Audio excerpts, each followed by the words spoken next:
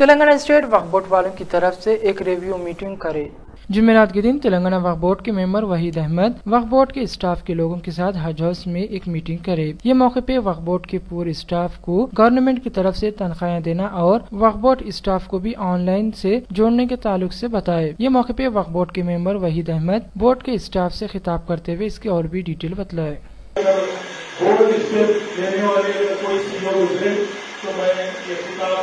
محمد حافظ صاحب کو دیتا ہوں کیونکہ انہوں نے یہ پہلے سی او ہے جس کو میں یہ خطاب اس لیے دے رہا ہوں کہ انہوں نے ہمارے امپلائیز کی انکریج کرنے کے واسطے، ہمت افزائی کے واسطے، ان کے مسائل کی فکر کرنے کے واسطے ایسے سیمینار، ایسے اجلاس کو منعقد کیا، کیونکہ ایک دوسرے سے جب بات کریں گے تو مسائل سامنے آئیں گے۔ اور یہ محمد قاسم صاحب قابل مبارکباد ہیں جنہوں نے یہ اسٹیپ لیا ہے، اور میں انہیں مبارکباد دیتا ہوں اور دعاؤں سے بھی نوازتا ہوں کہ اللہ آپ کو ترقی دے۔ اور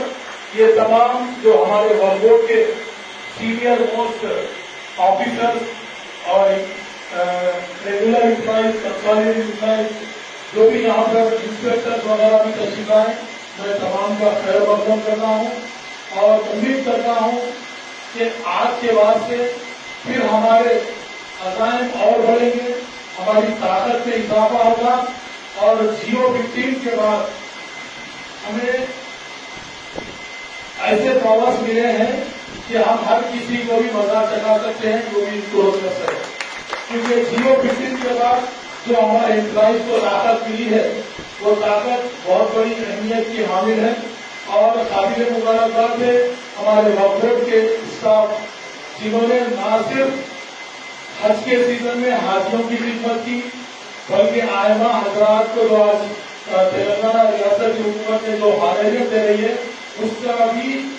آج تک بلا کسی رکاوٹ کے اور بہت ہی اچھے انداز میں آئمہ حضرات کو بھی پورے تلنگانہ کے آئمہ حضرات کو حاضرین آج تک ریگولر جا رہا ہے۔ اور یہ بات نہ صرف تلنگانہ میں بلکہ پورے ہندوستان میں بھی یہ بات بہت زیادہ لوگ کہہ رہے ہیں کہ تلنگانہ کی مثال ہو، تلنگانہ کے جیسا ائمہ کرام کو آنریم حکومت دے رہی ہے جہاں پر وہاں پر وقف بورڈ کا جو اسٹاف کام کر رہا ہے، ایسی ضرورت تمام ریاستوں کو لینے کی ہے۔ اور میں یہ کہوں گا، میں اللہ سے دعا گو بھی ہوں کہ اللہ تعالیٰ جن ہمارے جو آبا و اجداد نے یہ اپنی جائیداد کو نہ صرف اپنی اولاد کو نہ دیتے ہوئے ملت اسلامیہ کو واقعہ، اللہ ان کے قبر میں میں بات کرتے ہیں، کیونکہ اچھے لوگوں کی اس میں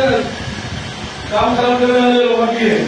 تو نئے لوگوں کی جو نئے بچے جو ہے ان کو بھی آنے والے ٹائم میں ان کو بھی پرماننٹ کرنا ہے،